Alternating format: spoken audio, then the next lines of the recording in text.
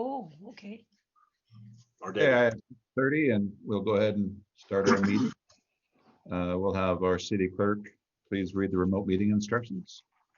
Pursuant to Governor Inslee's emergency proclamation regarding suspending certain provisions of the Open Public Meetings Act during the COVID-19 outbreak, Toppenish City Council chambers will not be open for the public to attend the meeting in person.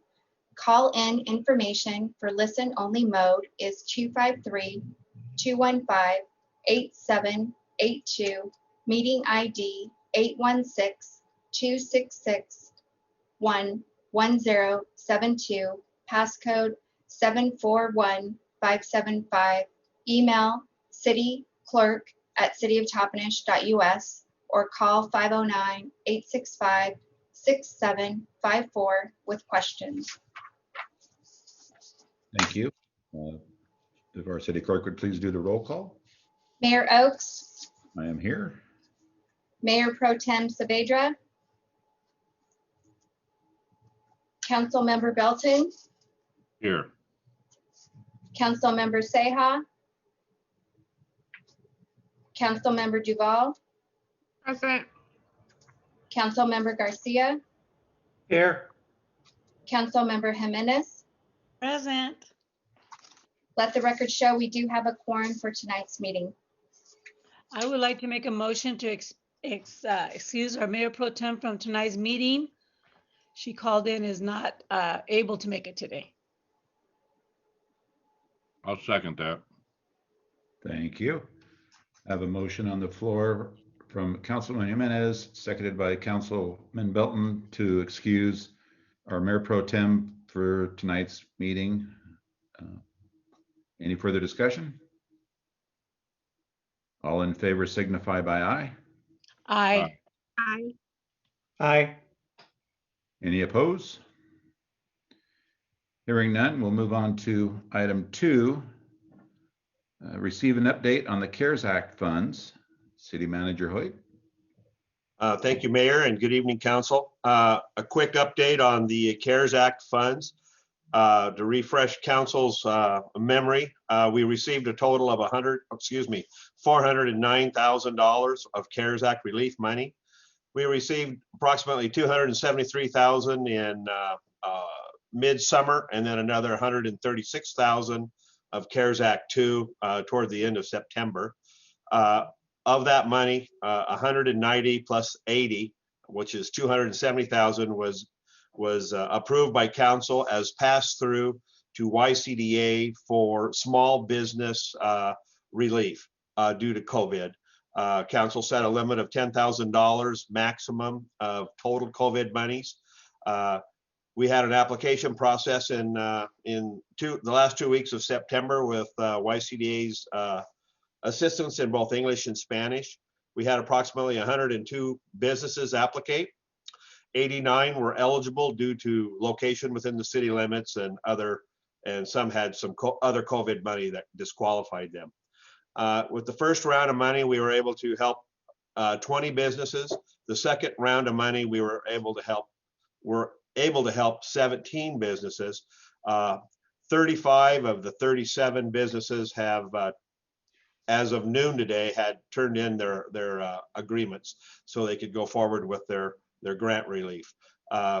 They had till the end of today to the other 2 businesses to get their application or their agreements in. The other dollars have been distributed. So that's good news there.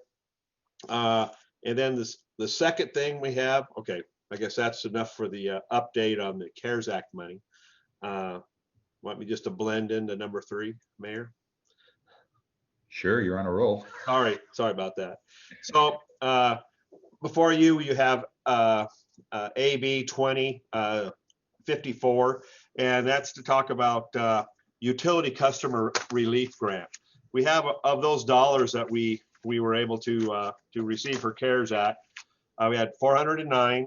We gave 270 to the small business relief fund. That left about $139,000 for the city of Toppenish to use for city of Toppenish reliefs due to non-budgeted operational needs, such as the personal protection equipment we had to buy, family first Corona Response Act, which was basically emergency paid sick leave and overtime that would cover those absences, and items we needed to allow staff to work from home, and also items we needed to make the Zoom meeting usable so council could meet remotely and we could carry on our small business. After that was all, those dollars were expended, we are determining that we have approximately $20,000 available. And what we're planning to do via resolution 2020-54 is to create a utility customer relief fund with that 20,000 in there.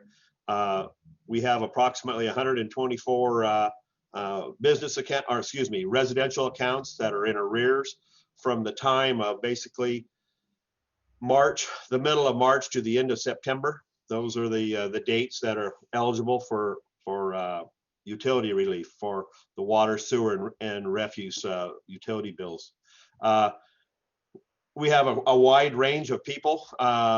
They range from approximately $1,800 down to about $50 in past due. It all kind of relates to however many months they were unable to pay their bill. We have a application process ready to go. We have the application in both English and Spanish. If council's desires to approve the resolution 2020-54, we would start immediately tomorrow morning. We would hand deliver these applications to this list of 124 customers or residents that have a backlog of money or utility bill, and it'll be on a first come first served basis. We only have until, I'm looking at my calendar, we only have till close of business on the Friday, which is the 20th, to collect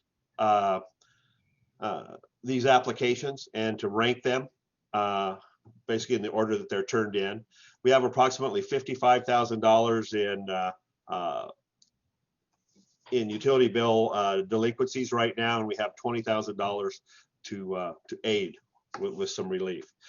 We fully anticipate there'll be another round of COVID relief money. We see, as we all been watching the news, depending which side of the aisle you were on, or if you were in the House or the Senate, they're both looking at plans that they're planning to unroll after the election. We're waiting for that to happen. We don't know the parameters of what the third run of money will be. Hopefully it'll be for local businesses to be able to do the same thing that we're trying to do now. That way we can accommodate the remaining portion of our list. So before you are resolution 20-54, and as you go through there, the resolution establishing a utility customer relief program for individuals experiencing economic hardship due to the COVID pandemic. In the application process, eligibility hinges on two things. One is income level, and you have to prove that with your 2019 income tax return. And basically that's the threshold is low income as defined by the Yakima HUD Metro FRM area. And so with that, if they could bring in a copy of, with their application, a copy of their 2019 tax return, that's one step. There's a table level in there, depending how many people live in your home, between 1 to 5, that set the different levels there. And the other one is you must provide documentation from the Washington State Employment Security for unemployment status during those months between March and September. And so that's the plan in a nutshell. It's very quick. We have until the 20th to receive those applications, and then on the 23rd we'll have, which is our last council meeting before the end of the month, we'll have that list in the order of that we can distribute those funds to help residents only. And The reason why is that'll be our last AP run in November. The next meeting that we'll have to do that will be the 14th of December. We have that deadline of November 30th to expend these dollars. So, and I'd like to thank Mallory Bethune, our accounting manager, for the work she did in setting up this program. She put a lot of time and work into that, and hopefully we'll be able to help quite a few of our residents. And hopefully we'll get some more money to be able to, once we establish a list, we'll have that list for the next round of money, and we can hopefully help more people in the future. Lance, I have a couple of questions, if that's okay now. Yeah. My first question is, I really appreciate the fact that you're ready to go by sending people doors to door tomorrow, first thing in the morning. And I know they'll be bilingual in English and Spanish. My question is, will they be able to, if the resident wishes, for them at that very time they go in to help them fill out the application? What was that? Will they be able, the person delivering the application, will the person delivering the application be able to help them complete the application at that time so they could just bring it back if they have No. everything they need? No, I think the first shot is to get the application out to everybody. And then some of it, it's a pretty straightforward application. They'll have to get their unemployment receipt that they have, or their tax ending tax thing, and to be able to prove that, they'll have to get copies of those. And Right. so then they'll have to come to City Hall for assistance there. Okay, well, the reason I was asking is because sometimes some individuals may not be able to read or write. They're illiterate. So I was just hoping that we were going to have someone available to help them or guide them or direct them to someone who would be able to help them. Well, we'll do the best we can. They'll need to contact City Hall Okay. for that That's assistance. It'll my also sec- be on the webpage. The application will be on our webpage tonight or first thing tomorrow. And that's kind of where we're at. Okay, second question. I understand that they need to bring in their 2019 income tax return to show how they're, how much money. But what if they were making money back in 2019, but now since March, they've been laid off or whatever, and now they're making less money? Then their other option is to have their unemployment check to bring that in to cover it. Okay, great. Thank you. And a follow-up question with that, Lance, sometimes you can claim unemployment for lost wages.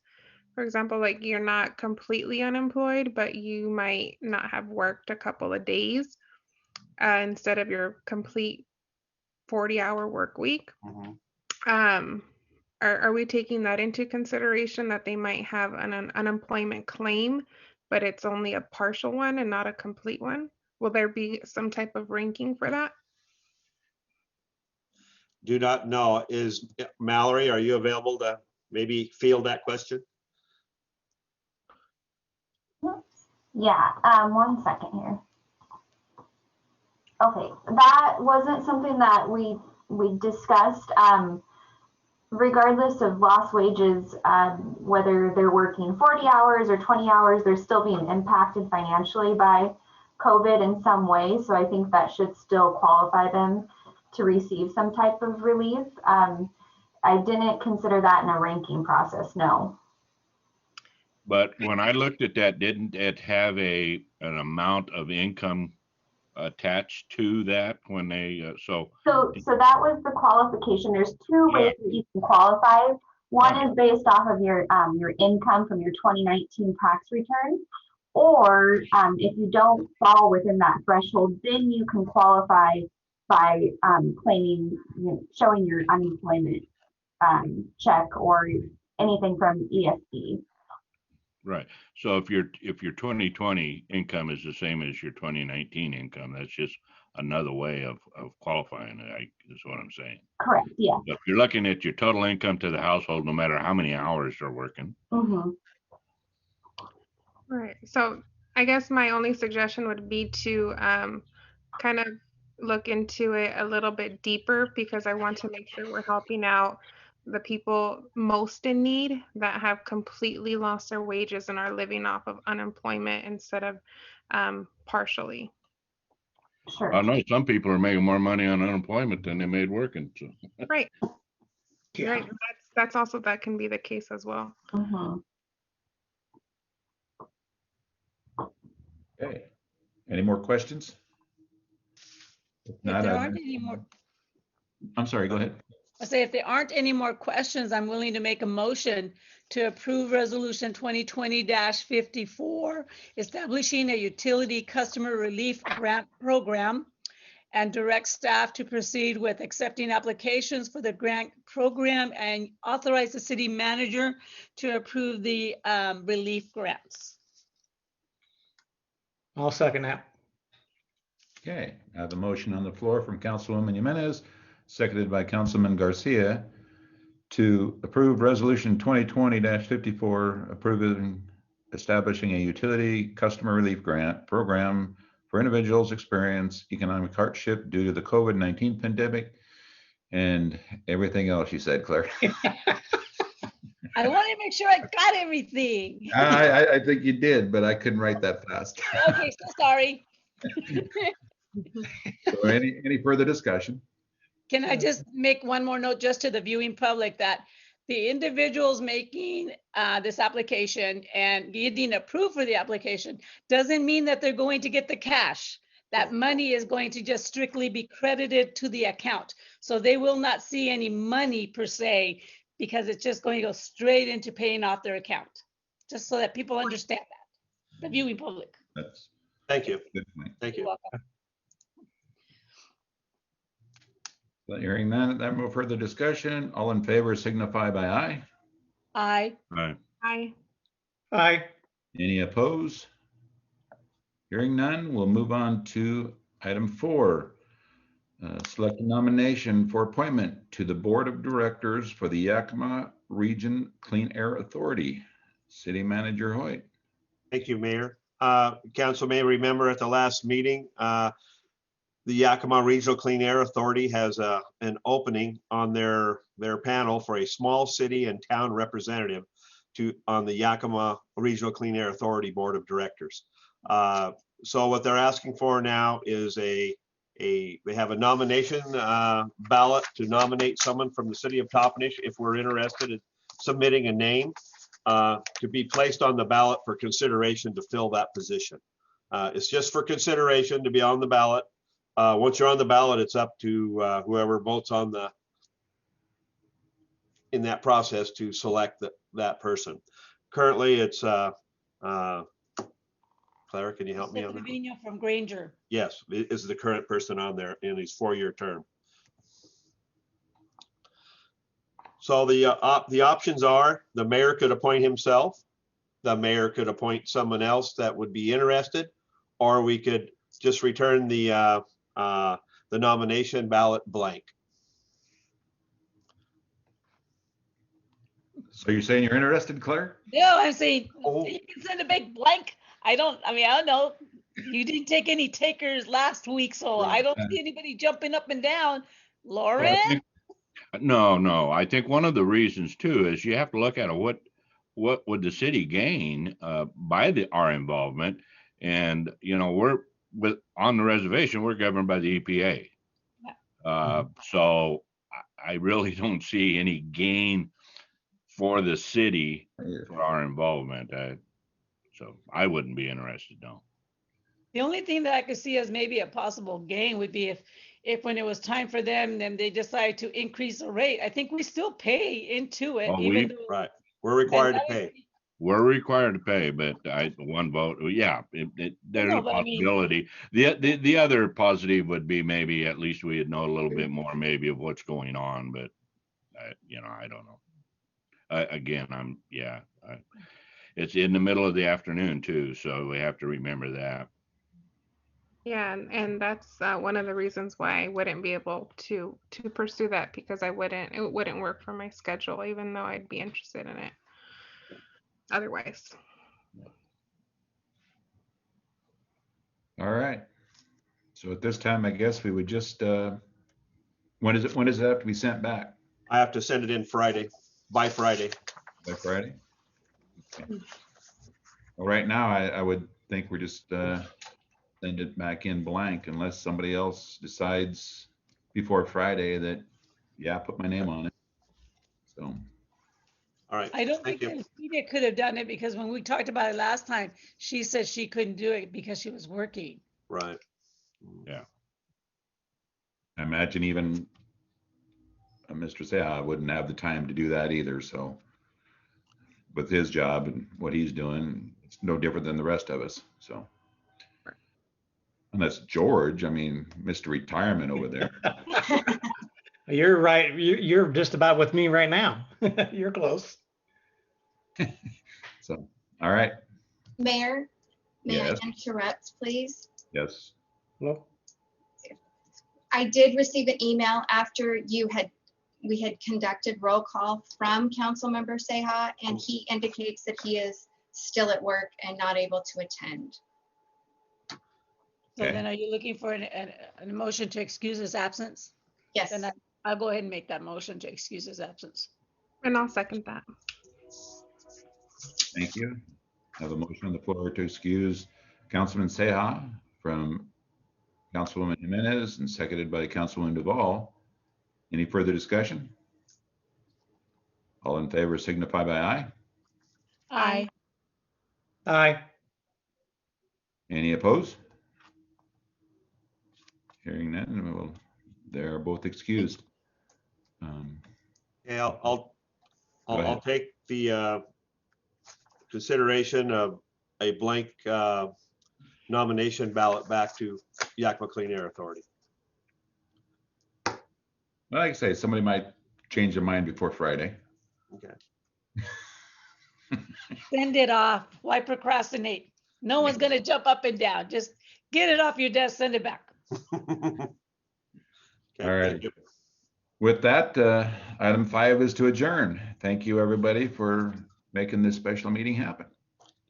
See you Monday. Thanks, everybody. Appreciate it. Bye. Thank you. Stay safe. Good work.